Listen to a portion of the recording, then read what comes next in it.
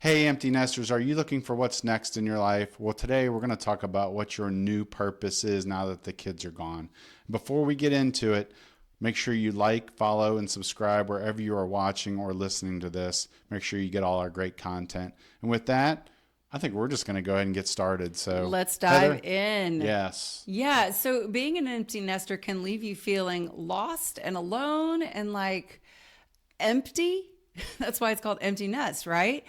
You literally can feel so empty inside. You have spent how many years raising your children to be the best adults that they can be. You send them off, the little birds fly from the nest. You're so excited. You're so proud. You can't wait for their future. But what about your future? So I want you to know, like, it is absolutely okay to grieve that loss. That is a huge loss when they're gone.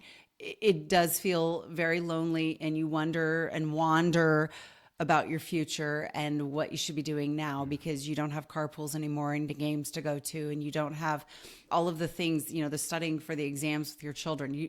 All of those things that you did are gone. So it's more than just a child being gone. It's all of the daily tasks are now, they're gone. So what do you do to fill your time? And you grieve that, and we understand that. And you need to go ahead and go through that grieving process. Really, you do. And then support your children from afar. But just, know that your children love you and you love them, and everybody is in a new phase in their life. And so we really want to support you in this next phase of helping you figure out what to do next. Yeah, it's empty next, as you said before. Empty next is what it is. And so, I want to tell you, it's kind of all about the two of you again. And I mean, maybe your cats, our little cats are taking naps over there. So it's the four of us. No, I'm just kidding. But it's all about the two of you again, and finding that reconnection, rekindling that romance, growing that friendship that you had way back in the beginning, or you had never gotten married, right? So you need to rekindle that friendship and get to know one another all over again. And this is like the best opportunity, to do that, because it's just the two of you. You don't have all of these other things pulling you away from each other. You have all the quality time you could ever want, maybe more than you even ever wanted. But use that time to your advantage. Excuse me. To use it to your advantage to get to know each other again and dream together. If money or time were no option, where would we go? What would we do? Just dream, You don't have to do it, but it True. sure is fun to talk about those things.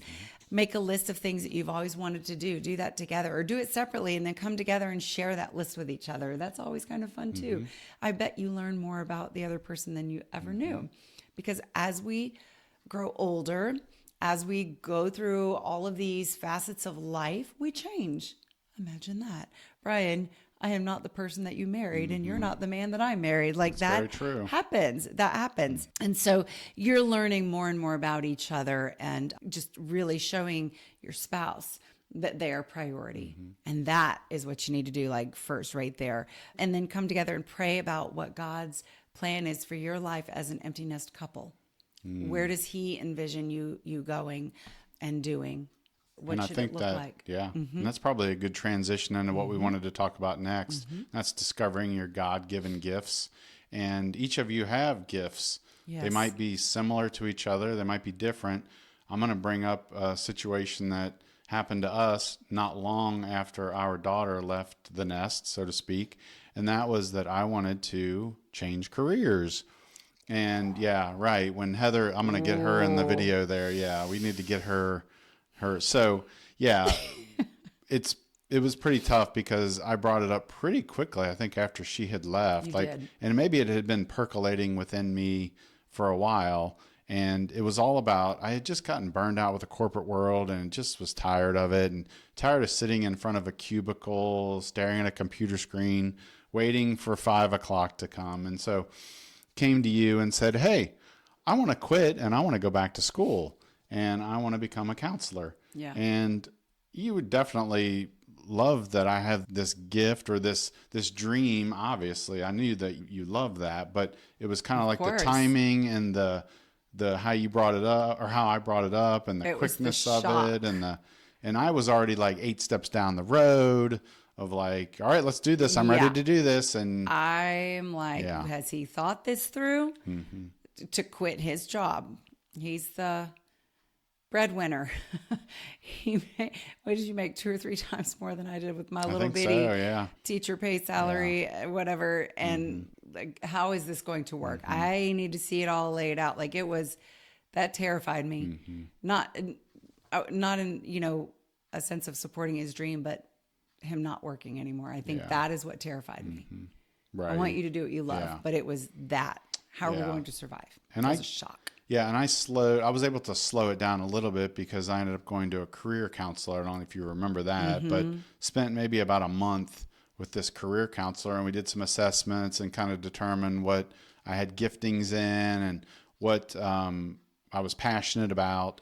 And so then kind of determine from there what the next steps were. So I would encourage you, if you're looking at what your giftings are and what the next steps are, obviously communicating and then pausing to make sure your spouse is kind of where you are. Right. You have to be on the same page, especially if it's something that drastic, but it could be that you love children so much and you miss having even littles around, little children or teenagers around. And maybe one of your gifts is to serve at church in the nursery, in the elementary or middle school or high school departments, something like that, because the Bible tells us, Jesus tells us to use our gifts to serve others, because that's you being the hands and feet of Jesus. And so maybe that's an option for you that you could look into that still kind of feeds that love that you have and then you're serving others in those kinds of ways. Yeah.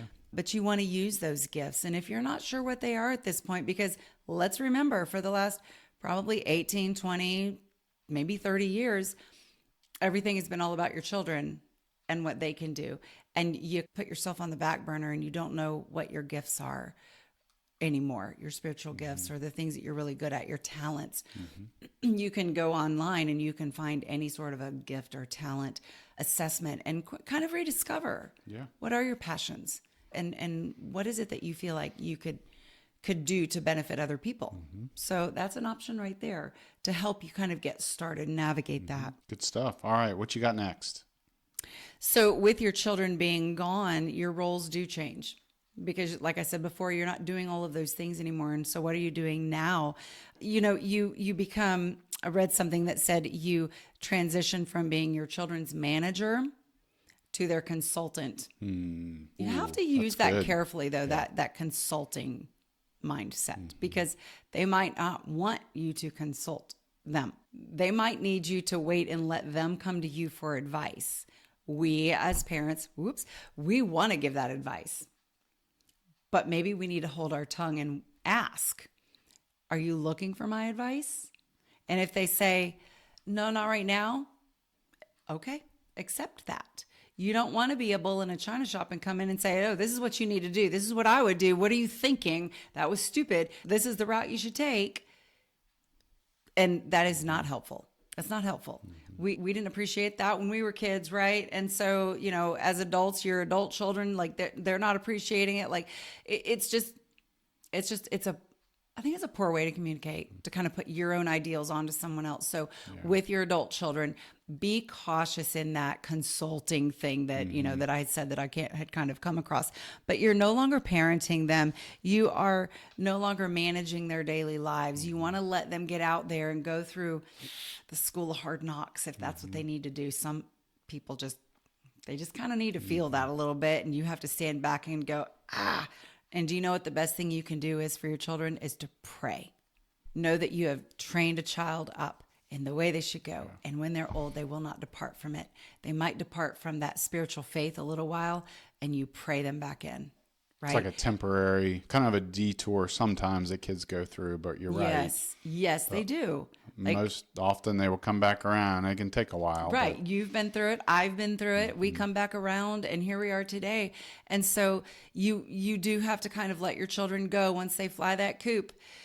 Let them go and make their mistakes and learn from it, because you don't learn from a perfect life. You learn from the mistakes and the bumps in the roads that you go through. And if your children are ready and open to hear your advice and get a consultation from you, then it's time to kind of speak up and pour some wisdom into their lives, because the younger do learn from the older, and you are wiser now. And so, and then when they have children, again, it's that balance of how much do you insert yourself. So, yeah. And I think I'm sorry Go if ahead. I'm interrupting you. I was going to say, I think what you're getting at too is you're kind of saying, be careful with the unsolicited advice. Yes.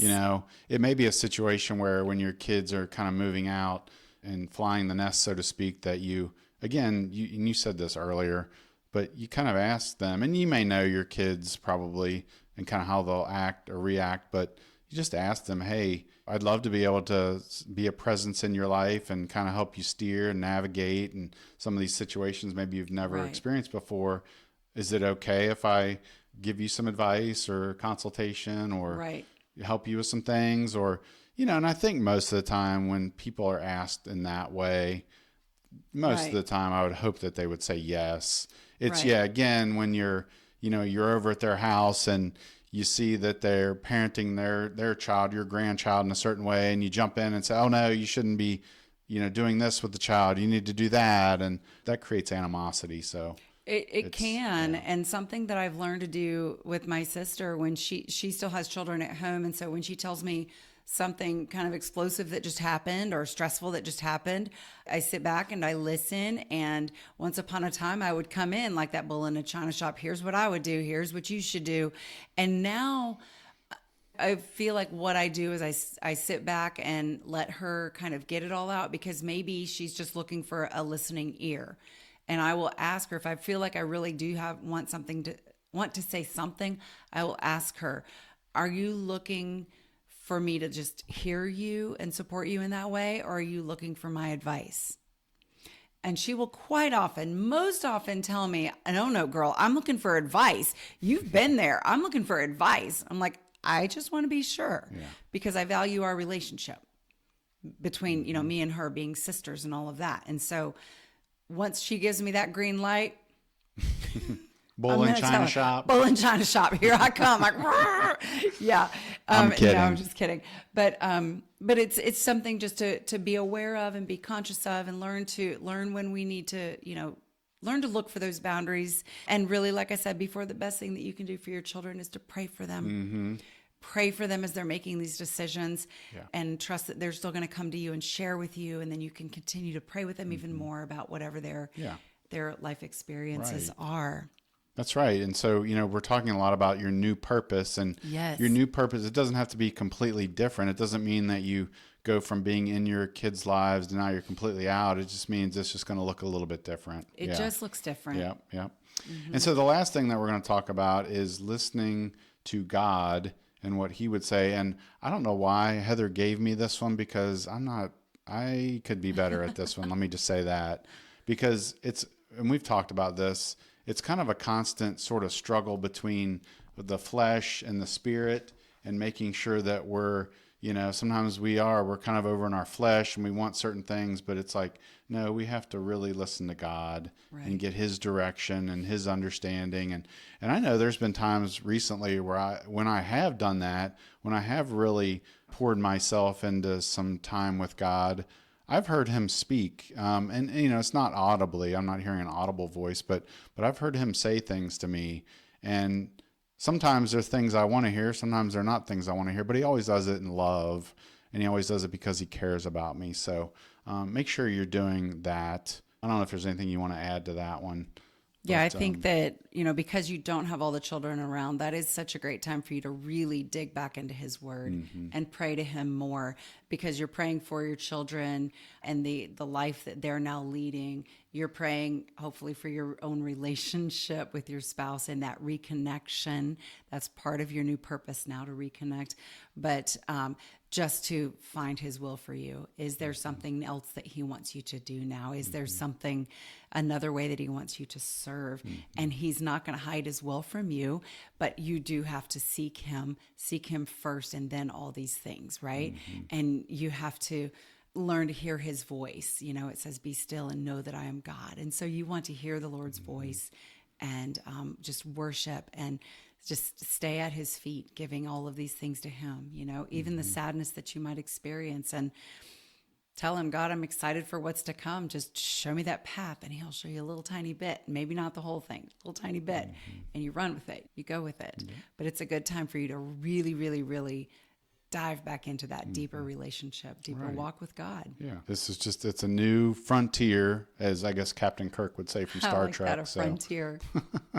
And you go on that ride together. Hey, we're going to wrap up. And so, but before we go, we've got 4 goal worksheets that I think you really enjoy. I think it really fits in with what we're talking about today, that you can check out different personal goals, financial goals, things like that, that I think would be very helpful that you can work on together and sort of chart this new course that you're on, just the two of you. So, but, and we'll put a link wherever you're listening or watching.